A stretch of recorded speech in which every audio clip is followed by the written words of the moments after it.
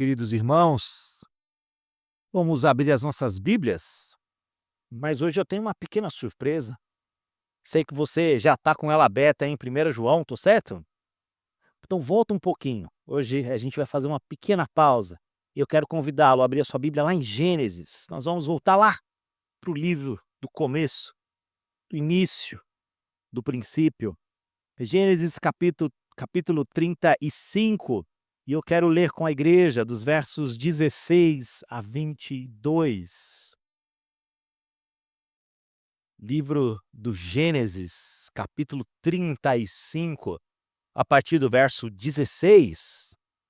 E fazendo a leitura então até o verso 22. Eu convido você a, com atenção, junto comigo, olhar para esse texto, meditarmos nele e buscar aqui o que o Senhor tem para nós nesta noite. Vamos então, meus irmãos, eu farei a leitura. Eu quero pedir a você que acompanhe comigo a leitura que farei então destes versos. Gênesis capítulo 35, a partir do verso de número 16, assim nos diz a palavra do Senhor. Partiram de Betel e, havendo ainda pequena distância para chegar a Efrata, deu à luz Raquel um filho, cujo nascimento lhe foi a ela penoso. Em meio às dores do parto, disse-lhe a parteira: não temas, pois ainda terás este filho.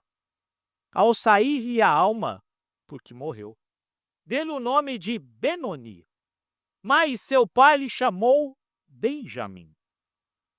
Assim, morreu Raquel e foi sepultada no caminho de Efrata, que é Belém. E sobre a sepultura de Raquel levantou Jacó uma coluna que existe até o dia de hoje. Então partiu Israel e armou a sua tenda além da torre de Éder. E aconteceu que, habitando Israel naquela terra, foi Ruben e se deitou com Bila, concubina de seu pai. Israel soube. Eram 12 os filhos de Israel. Tem uma máxima que diz que todo pai é um herói, não é verdade?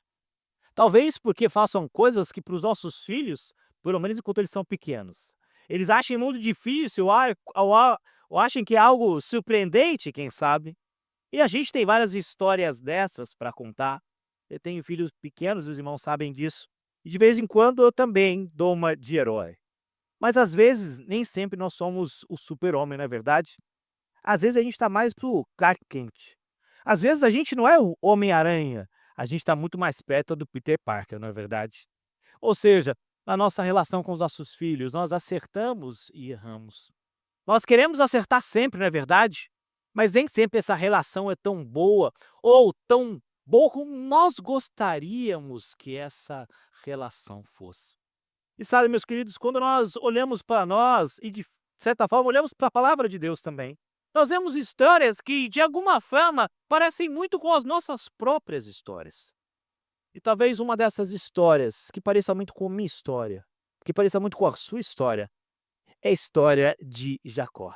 Ao abrir a palavra de Deus no livro de Gênesis, aqui principalmente no capítulo 35, nós vamos confrontados com a vida de um homem que, de muitas formas, como eu disse, se parece conosco.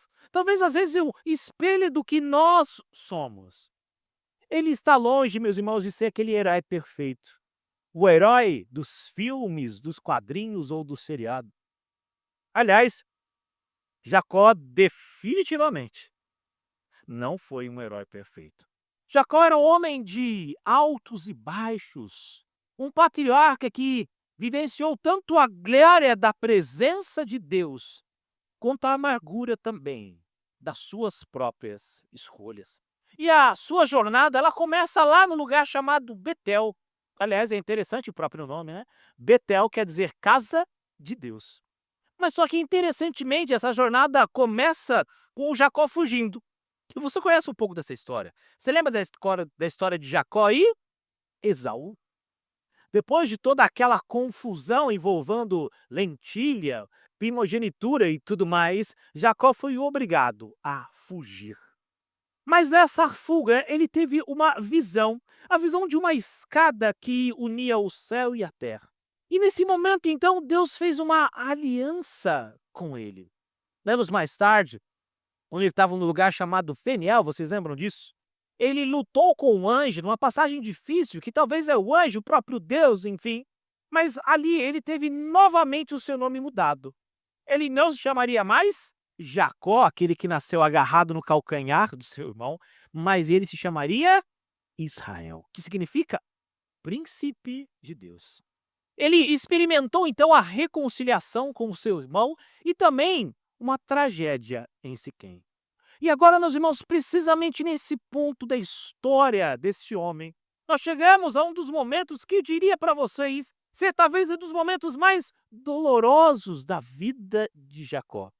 E notem, eu não disse momento mais doloroso, o momento, mas eu disse um dos momentos mais dolorosos da sua vida. E é justamente nessa dor que a graça de Deus trabalha no coração daquele homem. E nos oferece, então, meus irmãos, lições profundas sobre o amor, sobre a graça de Deus, que tão belamente nós cantamos hoje, nessa noite. E a forma, meus irmãos, como ele reage não é apenas uma história antiga relatada lá no livro do começo, no livro de Gênesis, mas é sobretudo um manual de instruções para nós hoje, para nós pais também. Afinal de contas, hoje nós comemoramos o Dia dos Pais. E é sobre esse tema que eu queria falar hoje, mas eu queria falar sobre paternidade pela graça. Porque é assim que, como cristãos, nós devemos entender o modo como Deus nos colocou como pais, paternidade pela graça, o chamado de Deus para pais imperfeitos como eu e você.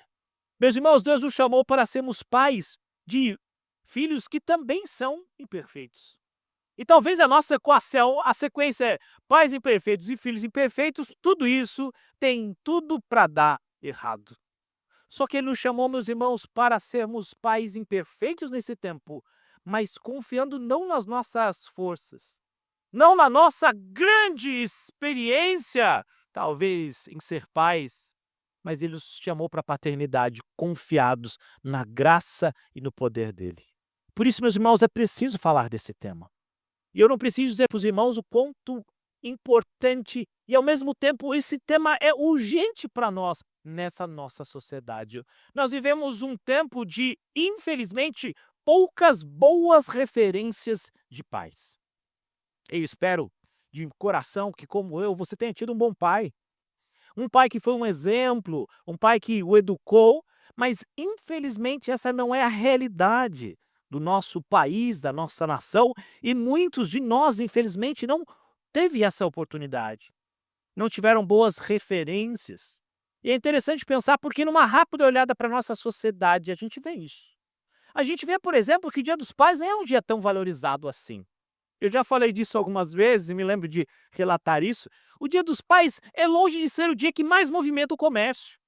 Aliás, antes do Dia dos Pais movimentar o comércio, a gente tem qual? O dia que movimenta muito mais o comércio que o Dia dos Pais? O Dia das Mães. O Natal, até, meus irmãos, o Dia dos Namorados, movimenta mais o comércio do que o próprio Dia dos Pais. Isso revela para nós, talvez, uma crise que é, de certa forma, silenciosa. Vivemos uma sociedade de muitas mães, mas, infelizmente, de poucos pais. O presbítero Abelho comentou comigo hoje pela manhã, enquanto tomávamos um café, em comemoração ao Dia dos Pais, que ele viu uma frase até curiosa, que dizia: não se esqueça que hoje é dia dos pais e não do genitor. Isso, de certa forma, meus irmãos, mostra como a nossa sociedade, infelizmente, sofre deste grande mal. Mas a Escritura nos chama a atenção para isso. E essa mensagem, eu queria que você, que fosse mãe, não pensasse assim: olha, hoje eu estou tranquilo, hoje a mensagem não é para mim, né? Dá aquele cutucão aqui no seu marido, que certamente deve estar aí do seu lado. A Adriana me daria esse cutucão, certamente. Falei, hoje a mensagem é para você, né? Mas eu queria entender que hoje a mensagem é para todos nós. Nós precisamos de pais que amam ao Senhor, que confiam na sua graça, e nós precisamos também de mulheres que levem essa palavra. E muitas vezes, sim, orem para que os seus maridos ou os pais à sua volta sejam assim. E a primeira lição, então, que eu vejo nesse texto é que é preciso, meus irmãos, vencer os pecados do passado e a amargura do seu coração.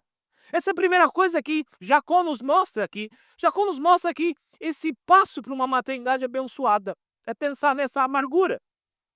Quando nós chegamos aqui, exatamente no capítulo 35, os versos 16 a 18, nós vemos sobre uma grande tragédia para Jacó. A morte da sua esposa amada. O texto nos diz que ao dar à luz ao seu último filho, Raquel, infelizmente, morre. E se você se lembrar da história de Jacó, você vai lembrar que Jacó havia trabalhado quantos anos para obter a mão da sua esposa em casamento? 14 anos. Mas sabe o que é mais belo naquele texto? Depois você volta lá na sua casa para você ler. Que diz o texto que aqueles 14 anos para Jacó se pareceram como poucos dias. Sabe por quê? Porque o texto nos diz: pelo muito que a amava. Pelo muito que a amava. A dor de Jacó, meus irmãos, sem dúvida era imensa. Mas não era apenas a dor pela perda. E é claro, e essa dor estava lá. Mas ele também carregava o peso dos erros que ele teve no passado. Lembra que Jacó enganou muitas pessoas, inclusive o seu próprio irmão, mas ele também foi enganado. E é até uma certa ironia pensar que nos últimos momentos da sua vida, ele foi enganado pelos seus filhos na morte de José. Você se lembra dessa história? Essa é uma outra história, claro. Mas a gente vê como nessa vida Jacó enganou e foi enganado. O enganador, mas também o enganado. E sem dúvida, os erros vão dando a ele cada vez mais a dureza de lembrar dos seus pecados. Muitas vezes, Jacó fez aquela frase que a gente fala de vez em quando. Ele semeou vento e colheu tempestade. Mas Jacó, meus irmãos, além de tudo isso, ele toma uma das piores atitudes possíveis. Jacó resolve, o texto nos diz, que ele resolve viajar em meio à gestação da sua esposa. Meus irmãos, o que isso significa? Viajar não era algo, digamos, muito favorável ou, digamos, muito bom naquela época. Afinal de contas, os meios de transporte eram meios muito difíceis e complicados. Hoje a gente sabe, por exemplo, que quando a sua esposa está na gestação, tem determinado momento que ela não pode nem viajar de avião, que ela tem que tomar cuidado com os solavancos do carro. O médico até recomenda que nos últimos meses ela pare até de dirigir, se eventualmente ela dirige. Ou seja, nós temos todo um cuidado com a mulher gestante. E quando o texto nos diz aqui que Raquel estava muito próximo do menino nascer. Ou seja, já era uma gestação que possivelmente já tinha passado aí das suas 37 semanas. Se você não é muito bom com as semanas, né? Mais ou menos 9 meses, 8 meses e quase 9 meses. Mas, irmãos, e por isso necessariamente Jacó aqui podia ter ficado receoso, como muitos de nós.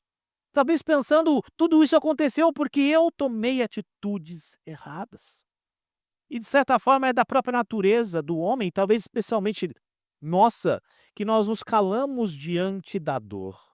Muitos homens carregam as suas frustrações e infelizmente também carregam em silêncio os seus pecados.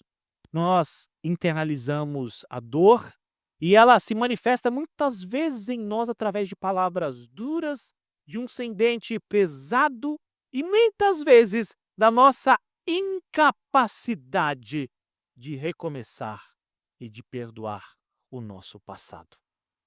E frases como aquela do tipo: "Olha, eu sempre fui assim, eu sempre serei assim", são vistas várias vezes em nós. Mas notem, meus irmãos, eu disse que a graça do Senhor operando. E aqui não é diferente. Jacó nos mostra que essa não era a vontade de Deus para ele. Ele tinha aqui responsabilidades, a responsabilidade de cuidar da sua família, de cuidar da sua prole e de seguir em frente mesmo com a dor no seu coração, mesmo com a dor e o peso da morte da sua esposa. Ele precisava, meus irmãos, então, lavar o seu coração da amargura.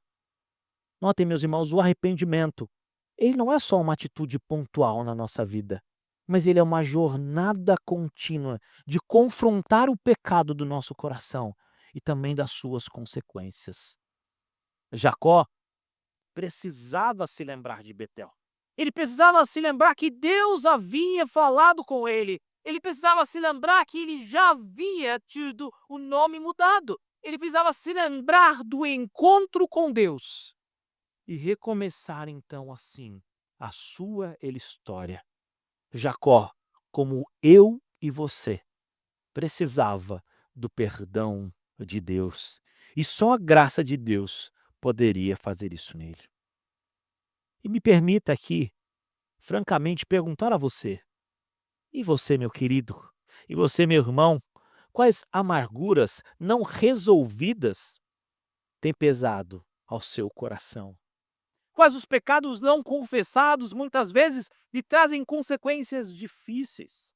Quais as frustrações do passado, as falhas do seu próprio pai e os seus próprios pecados que têm falado ao seu coração? Meus irmãos, nós temos que entender que a paternidade, ela começa pela graça do Senhor. E sempre é assim. Porque assim como nós erramos com os nossos filhos e eles erram conosco, nós precisamos da graça do Senhor que vai muitas vezes tapar os buracos que nós não conseguimos tapar.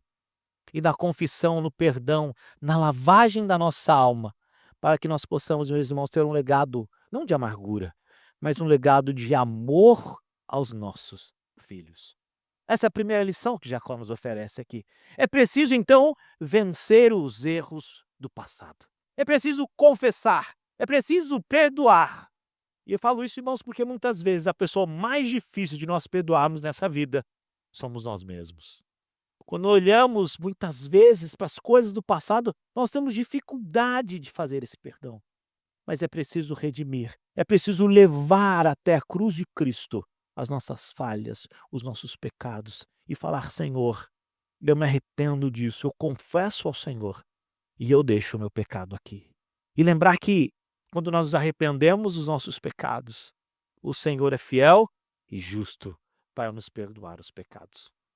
Mas, irmãos, se Jacó aqui então tem esse caminho de graça em olhar para os erros do passado e continuar a sua jornada, porque era preciso que ele continuasse, ele também tem aqui uma segunda atitude que nos chama a atenção. Quando no auge da sua dor, no auge do momento mais difícil da sua vida, a sua esposa chega para ele e diz, nos últimos suspiros, e diz: olha, o nome do seu filho, o nome dele vai ser Benoni. E talvez você pense assim: pastor, mas para mim não tem muita diferença aqui, o que significa um e outro? Por que não esse, por que não aquele? Não são apenas nomes? Talvez para nossa cultura seja só nomes, não é verdade? Afinal de contas, a gente acaba dando nome para os nossos filhos muitas vezes pela beleza do som da palavra, não é verdade? A gente gosta daquele nome e às vezes a gente nem tem um motivo, talvez, muito porque nós gostamos de determinados nomes e a gente dá o nome para os nossos filhos assim. Mas esse detalhe aqui, meus irmãos, ele é importante para nós. Porque a segunda atitude que Jacó tem e que nós devemos ter é uma atitude de fé para com os nossos filhos. E por que eu estou dizendo isso? Porque quando Raquel está ali nos seus últimos momentos e dá esse nome Benoni, mas Jacó, meus irmãos, ele não acata a ordem da sua esposa e diz: ele não vai se chamar Benoni, mas ele vai se chamar Benjamim. Por que essa mudança? E é muito interessante pensar. Quando nós olhamos lá para a língua hebraica, onde o Antigo Testamento foi escrito, a gente vê que Benoni significa filho da minha dor. Filho da minha dor.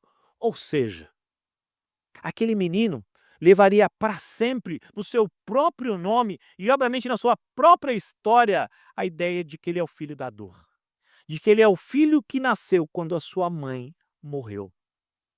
Esse seria, digamos, o legado dele. Ele seria o filho da dor. Era aí, meus irmãos, que a graça do Senhor atua profundamente no coração de Jacó. E Jacó diz: ele não será o filho da minha dor. Ele não será aquele que levará para toda a sua história isso. Mas ele diz o seguinte: pelo contrário, ele vai se chamar Benjamim, que aliás é um nome muito lindo, inclusive. Nome do meu sobrinho, que significa filho da minha destra, ou talvez filho da minha força.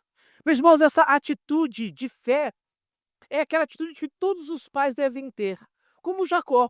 Jacó se recusa a permitir que a dor determine todo o futuro do seu filho, mas ele olha para aquela criança não com os olhos da tragédia, mas ele olha com os olhos da promessa de Deus. Benjamim, meus irmãos, a gente sabe, era o último dos 12, que completariam então as 12 tribos de Israel. Ou seja, quantos pais, infelizmente, por suas frustrações, por às vezes ter sonhado algo que não conseguiu, projetam isso nos seus filhos e acabam sendo frustrados quando eles seguem outro caminho. E quantas vezes nós colocamos os nossos filhos e internamente os chamamos de quê? De Benoni. O chamamos de filho da nossa aflição. Mas Jacó resolve fazer diferente. E essa atitude deve estar também no nosso coração. Nós não devemos nomear os nossos filhos de forma negativa, nem de brincadeira. Mas nós devemos olhar para eles com a graça do Senhor e não dar para eles palavras como: ah, você não serve para nada. Ah, você não vai ser ninguém. Olha, você é igualzinho a fulano de tal. Olha, o seu primo faz isso melhor do que você. Essas frases não devem ser nomeadas na nossa família. Pelo contrário, nós devemos incentivar e olhar, meus irmãos, com fé para a vida dos nossos filhos. É interessante porque eu sempre falo dessa ilustração, me permita que os irmãos que já ouviram, ouvir novamente. Quando os nossos filhos chegam para nós, na nossa casa, né, com aquela prova, e tá lá um 10, né, e ele chega todo feliz para mostrar para você e diz aqui: "Pai, tá aqui a prova que eu tirei, tá aqui ó, tirei 10, né". E você, piedoso, crente reformado, uma pessoa muito inteligente, culta, você olha para ele e diz o quê? Não fez mais que a sua obrigação. Não fez mais que a sua obrigação. Quando, na verdade, a nossa atitude deveria ser uma atitude positiva. De falar: parabéns, filho, pelo seu esforço. Parabéns porque você conseguiu 10. Porque, meus irmãos, seja bem sincero comigo. Muitos de nós também só estudávamos. E nós não tiramos 10 em tudo, né? Eu, pelo menos, não consegui ser da turma do 10 em tudo. Aliás, eu estava na turma bem na metade ali, né. Um 8 muitas vezes para minha mãe já era uma alegria ou uma felicidade. Meus irmãos, tais palavras duras muitas vezes humilham e oprimem os nossos filhos. Mesmo com as nossas imperfeições, nós carecemos, meus irmãos, de uma liderança que edifica. Nós carecemos ser pais que mostram e demonstram o amor pelos seus filhos. O pai, com fé, vê no seu filho não o seu próprio potencial, não a extensão de você, mas vê o filho da aliança. Vê o filho também da promessa e da graça do Senhor, que certamente pode fazer muitas coisas debaixo da graça de Deus. E me permita aqui mais uma vez perguntar para você, pai, como é que você tem chamado o seu filho? Quais os nomes, quais os apelidos e brincadeiras você tem falado a ele?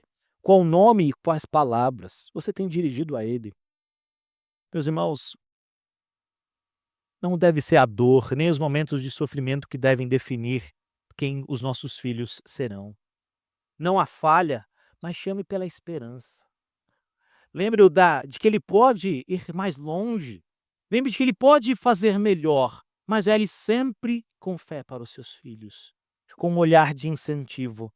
Meus irmãos, a vida familiar é um campo de batalhas para a glória de Deus. É uma forma de como nós abençoamos os nossos filhos e como eles podem ser homens e mulheres de Deus que amam ao Senhor. Mas eu disse então que nós devemos vencer, e não perca aqui, né? Primeira atitude, nós devemos vencer as nossas falhas do passado. A segunda é de olharmos para os nossos filhos como, meus irmãos? Como Benjamim, como filhos do amor. E a terceira e última questão que eu quero colocar aqui, agora passando, e lembra que o título dessa mensagem é Paternidade pela Graça. Porque nós somos pais imperfeitos, e Jacó também é esse homem como nós. eu disse no início. E a terceira e última lição, meus irmãos, que eu quero colocar aqui, talvez seja uma das mais duras e difíceis, de um texto que é duro e de um pecado que também é muito duro. Nos últimos versículos desse texto que está aí na sua Bíblia, no verso 22, diz que houve um grande pecado. Ruben, o primogênito de Jacó. Ele vai se deitar com a sua esposa, com a sua concubina chamada Bila. Alguns estudiosos entendem que Ruben faz isso para mostrar o seu poderio como primogênito.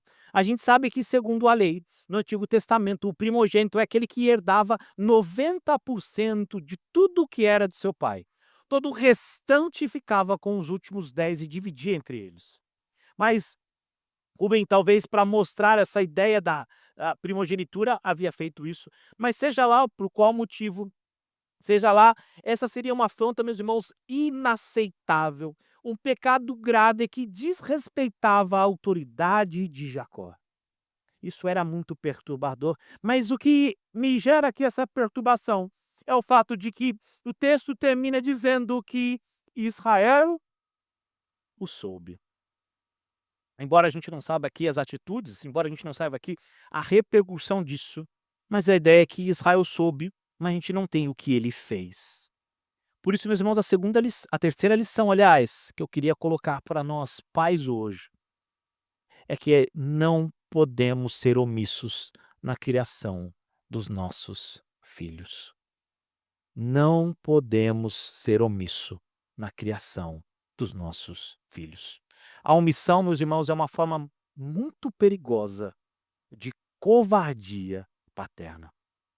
Quando nós homens nos omitimos por estarmos talvez cansados de um dia de trabalho, ou cansados até por medo de conflitos, nós simplesmente por comodidade não olhamos para os nossos filhos ou não nos envolvemos na vida deles. Quantos pais veem o pau quebrando lá na cozinha, lá no quarto, e estão tranquilamente assentados no sofá da sua sala, assistindo o seu jornal ou o seu jogo, e não dão a mínima pelo que está acontecendo. Irmãos, nós somos lembrados que, como pais, nós somos o cabeça do lar. Isso não é apenas um título de honra, pelo contrário, mas é um título de responsabilidade. Pai que me ouve aqui, eu falo isso, meus irmãos, com muito temor e tremor, porque a pregação, ela é uma faca de dois gumes que corta tanto aquele que fala quanto aquele que escuta. Nós não somos meros espectadores, mas nós somos os pastores e líderes da nossa família. Me permita repetir isso, porque eu quero que você leve isso para casa hoje. Você é o pastor e o líder da sua família. E é assim que deve ser. Isso, meus irmãos, então, encontra respaldo no que Jesus é. Quando Jesus veio a esse tempo, ele mostrou a sua glória para o povo. Ele mostrou a sua liderança. E é interessante porque ele deu a vida pela igreja. E quando nós olhamos isso, quando nós olhamos para como Paulo diz que nós devemos tratar também a nossa casa, ele diz que nós devemos amar as nossas esposas como Cristo amou a igreja. Portanto, nós devemos, como pais, ser líderes que se dão pela sua casa, que amam profundamente os seus filhos, que amam profundamente a sua esposa. Irmãos, a omissão é perigosa. Sabe por quê? Porque ela permite que o pecado adentre a sua casa e se alastre pela sua família. Ruben, ao que nós sabemos, ele não foi disciplinado de imediato, mas mais para frente ele foi. O herdeiro ou filho da promessa não veio, o Messias não veio da tribo de Ruben. Talvez nós assim o pensássemos, que afinal de contas ele era primogênito, mas veio da família de Judá. Ele foi, sim, repreendido duramente por isso. Mas, meus irmãos, o pai deveria ter repreendido o seu filho. E notem, quando eu digo omissão, às vezes a gente pensa que a nossa missão é só a bronca. Mas omissão é quando nós deixamos também de interagir com os nossos filhos, de conhecer os seus problemas, de muitas vezes, quando ele está chorando, chegar perto, perguntar como é que você pode ajudar, de dar um bom conselho, de falar que você o ama, de abraçar, de dar um beijo no seu filho. Talvez muitos de nós achem isso um tanto quanto longe da nossa realidade. Eu não sou assim, mas é preciso fazer isso, meus irmãos, porque quando nós nos omitimos de estar com os nossos filhos, nós estamos omitindo de ser o pastor deles. Nós estamos nos omitindo de ser uma boa influência na vida deles. E daqui a alguns anos, e eles se vão, a gente vai lembrar com saudade daquele tempo que ele nos ouvia. E se nós formos omissos hoje, quando eles são pequenos, certamente lá na frente nós colheremos frutos não agradáveis desta omissão. Portanto, meus queridos, a correção não deve ser para nós uma manifestação de ódio, jamais, mas uma demonstração de amor.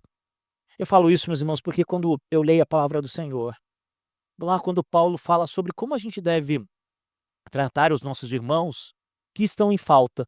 Sabe o que ele diz lá em Gálatas 6, como nós devemos tratar os nossos irmãos? Ele diz o quê? Com brandura. E eu fico a me pensar, eu fico, aliás, a pensar, se nós devemos tratar com brandura os nossos irmãos, quando são pegos em alguma falta, alguma falha, essa realidade, essa verdade, ela não é diferente para quando nós falamos dos nossos filhos, para quando nós falamos dos nossos liderados. É preciso haver em nós, meus irmãos, brandura na correção.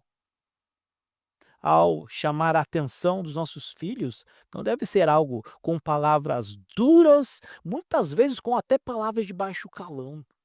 Isso jamais deve sonomear na nossa vida como crentes. Pelo contrário, a correção é uma manifestação do amor de Deus por nós, revelado também aos nossos filhos.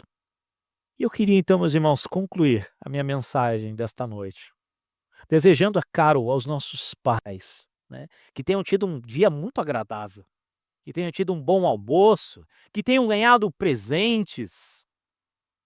Ah, e só um recado antes, tá? Aos irmãos, não vale se juntar para dar um presente não, viu? É um presente para cada irmão, tá bom? É um recado aqui para os meus filhos. Irmãos, mas essa é a história de Jacó. A história de um homem que, apesar das suas imperfeições e falhas, aprendeu a ser um pai melhor, um servo do Senhor melhor. E a sua vida nos chama a atenção para essa ação. Primeiro, lança a amargura do seu coração. Não deixe que isso nomeie, não deixe que mesmo que você não tinha tido isso no passado, você tem agora. Talvez fale assim, mas pastor, eu tive bons exemplos. E eu vou dizer para você, olhe para Deus. Ele é o nosso Pai amoroso. Ele é o seu sumo exemplo. Se você não teve isso do seu pai aqui, tenha do próprio Deus. Segundo, olhe para os seus filhos não como Benoni, não como filho da minha dor, mas olhe seus filhos como Benjamim, como filho da promessa. E meus irmãos, a tribo de Benjamim foi abençoada. O primeiro rei veio da tribo de Benjamim. O apóstolo Paulo veio da tribo de Benjamim.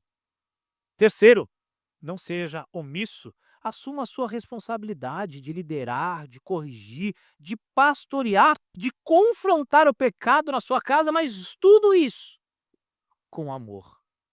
Irmãos, a paternidade é um chamado divino e é o legado que nós construímos, não apenas para a nossa família, mas também e muito mais para a glória de Deus. Jacó, com todas as suas falhas, ele foi usado por Deus. E assim, Deus também pode e deseja usar cada um de nós para a sua glória.